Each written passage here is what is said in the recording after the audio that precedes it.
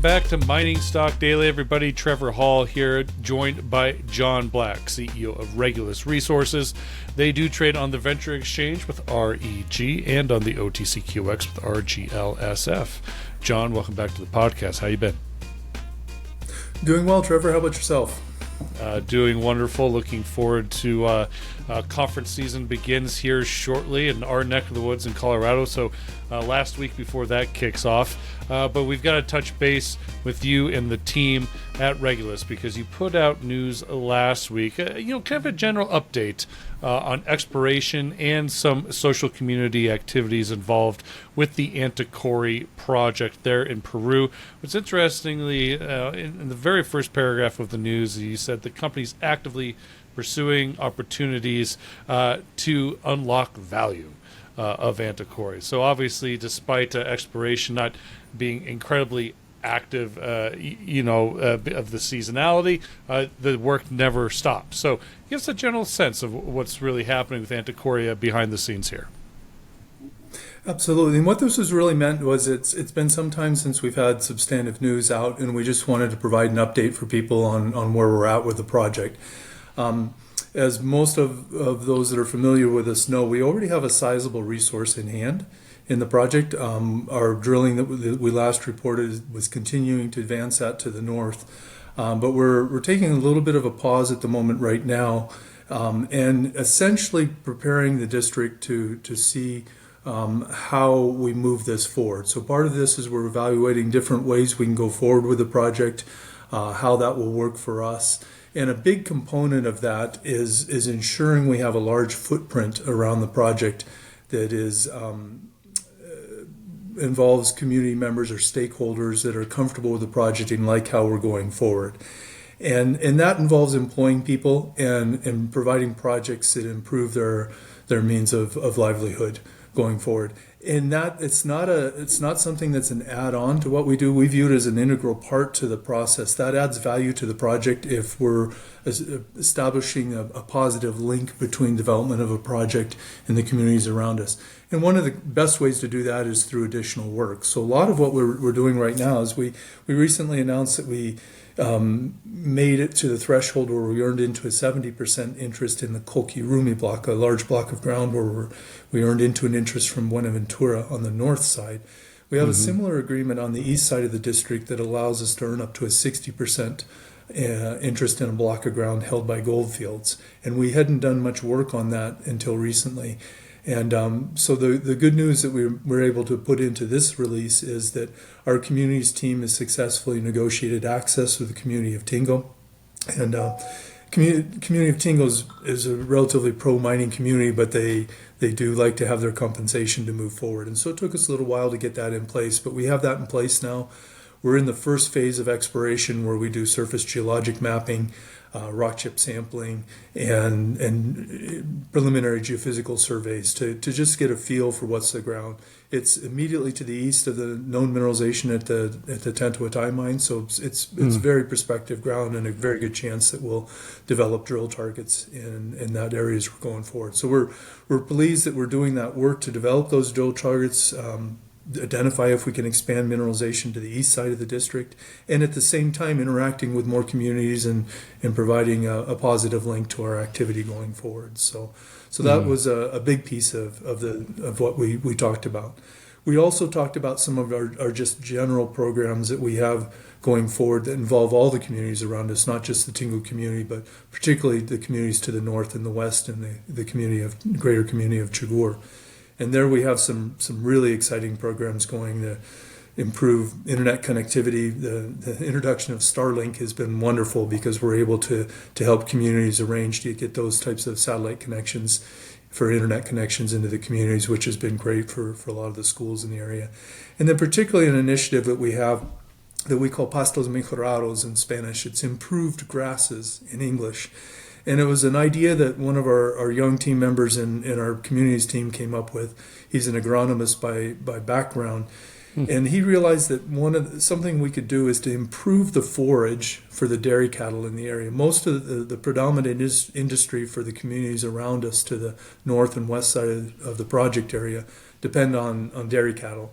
And he went right literally to the grassroots, to the start of the process, and developed a program where we help individual families and community members improve the grasses that they feed to their cattle or to their cows, and improve both in terms of quantity and in quality of the grasses. And then that has an immediate impact. It's a very low cost program, but it has immediate impact on more milk production, higher quality milk production, and that leads into more material available for the local artisanal cheese factories to have, and it has a tremendous cascading effect within the communities. It's been one of the most successful programs we have. We now have communities farther afield asking to be included in the program, so we're pretty excited about that.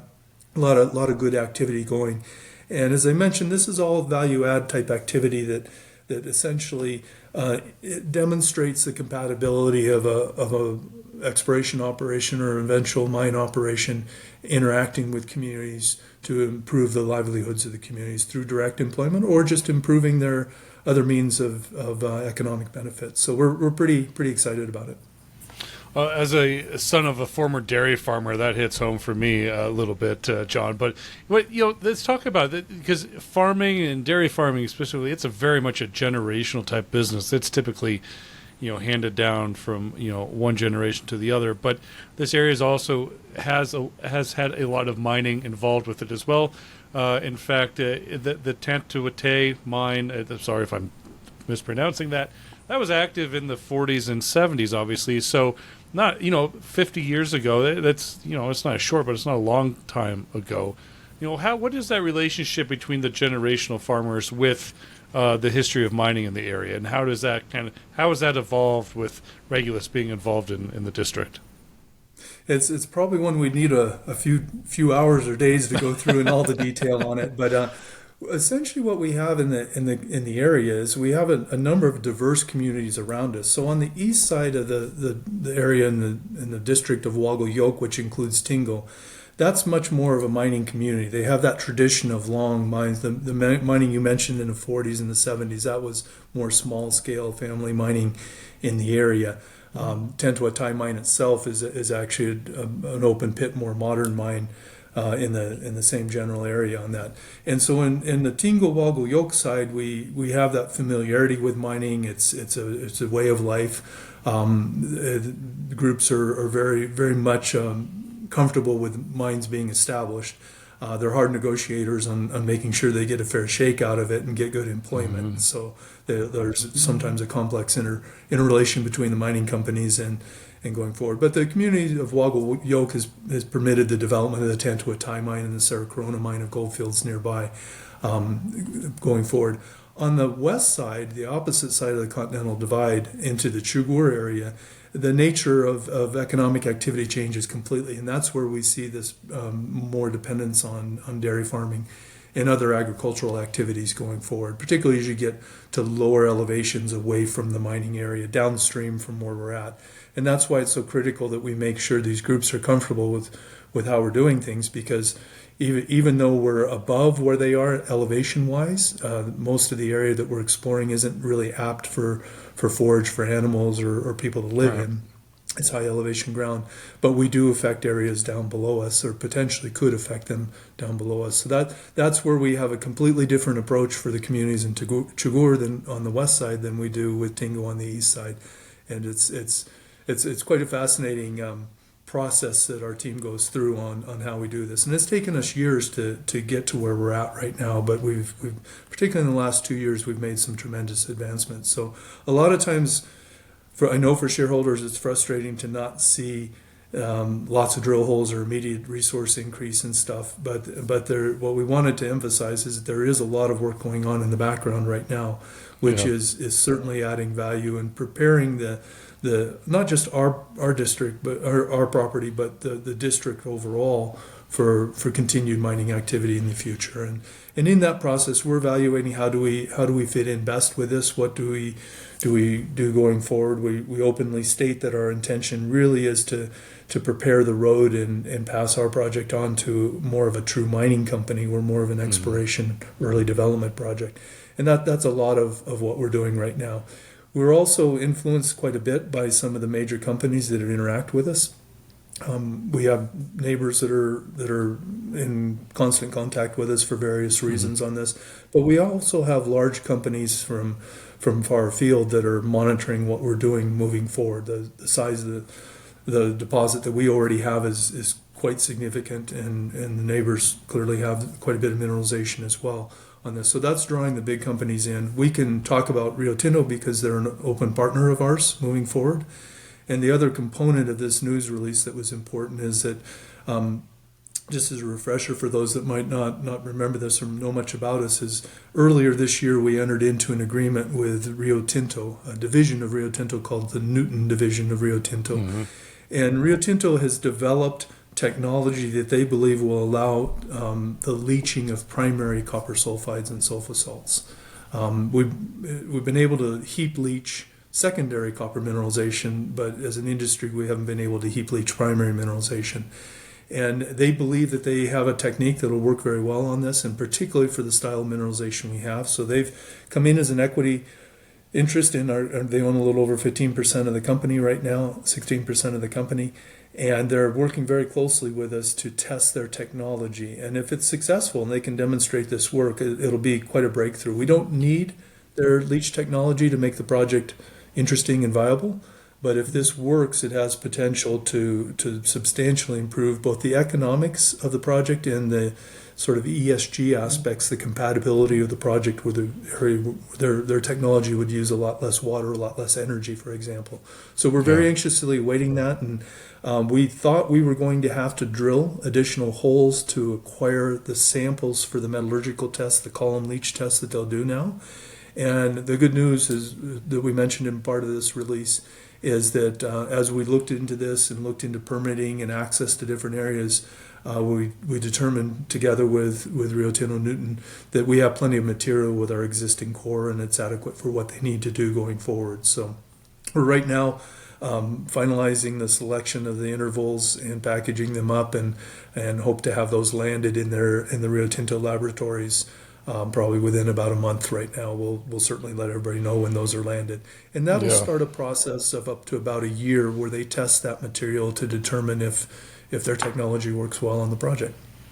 Well, that's great news if you don't have to go and drill any more holes just to send to Rio Tinto, because knowing that you have all that core available and they'll take it, I mean, that obviously the work progresses even if you're not there, John. So that's awesome. That's great news, and obviously saves you a ton of money in the meantime. It saves us a lot of money. It's a little difficult for us geologists to part with drill core sometimes, but we identified material that we have duplicates of, and we're allowed to. We came up with enough material to keep them happy. So very good. The other piece of technical news from the project I think is worth noting is you did mention the company's entertaining the development of a decline at AntaKori for potential. It's just an idea, but give us a sense of, where you're at with this, why you're kind of bringing this up now, and what would you do with it? I mean, what does this process look like? Well, it kind of came out as really part of two things. One, as we earned into the Koki-Rumi agreement, that meant that we form a joint venture, and that changes where the land is held between ourselves and Buenaventura. And that necessitated kind of the resetting permits moving forward. The mine next door is also in the process of changing some permits around as well, and we're just entering into the permit stage on the east side. So as we renew those permits, we looked more deeply into them to see what type of activities are allowed in that. And with the interaction we have with Rio Tinto Nuton, now we're moving to column leach tests, but the next stage beyond that would be larger tests that would involve more material, which would be just a tremendous amount of drilling from the surface to get that. And we realized that under the permitting procedures in Peru that you are allowed to do exploratory declines within part of that permitting process. So that's great. We're evaluating it primarily to gain access for more metallurgical samples. But as we began to look at that, it does potentially give us better access points to do more definition drilling in the main zones of mineralization. And that's work that will need to be done as the project advances. So we may pay for the cost of a decline just on having easier, more consistent access to be able to drill things out in the future. So it opens up a number of pathways for us to move forward. And it's always, we have to read a lot into a small tube of core that comes out of a drill hole. If you can get an adit in there, right, decline in there, then you just see so much more and you understand the mineralization so much better. It's kind of, to me, it's really an indication of the natural progression of a project that's moving from exploration towards development. So is this, I mean, would you make a decision in the coming year if to proceed with this in 2 years? What do you think? I mean, speculate on timeline. A little early for us to say that. Right now, we're just making sure what the permitting process is Sure. on it, and, Okay. and the space you need, and where you have surface access considerations and everything else with that. So I don't feel comfortable giving a timeline on it just yet, but we will identify how we can move that. I'm sure our new partners would like us to move pretty quickly on that and get more material. The more material, the better for us to understand the project. All right. Well, from technical advancements to community and social engagement advancements, John, you are continuing to work diligently there at AntaKori. Is there something here I maybe forgot to ask you that you wanted to make sure that the listeners, could take away before I let you go? No, I don't. I think you've really kind of covered it pretty well on what we intended to get out on this, is just indicating the type of activity we have. We're certainly in an unusual time right now where we interact with groups like major copper mining companies that are incredibly bullish and very anxious to find new projects and acquire new projects moving forward. But the market itself right now is still a little hesitant, as we need to sort out what's happening with the global economies and whether there'll be more rate increases or not. And so there's a lot of money that's getting parked on the sidelines right now. A lot of general agreement, copper is going to be a fantastic place to be, but everybody waiting to see it take off. So it's going to be a very interesting year. I think at some point we'll see an inflection point and we'll see a rush back in. And it's different than other downturns that I've lived through, like say the global financial crisis in 2008, 2009. Everybody recognized that was a tremendous bottom, but most of us didn't have any cash to do anything about it. Sure. I sense right now there's quite a bit of cash parked right now, and people waiting to see either a better bottom or a clear indication that it's taking off. And so we'll get the first taste of it in the next few months as we enter into the conference season, as you pointed out. It'll be interesting to see what the buzz up at Beaver Creek will be next week, and Denver Gold following that.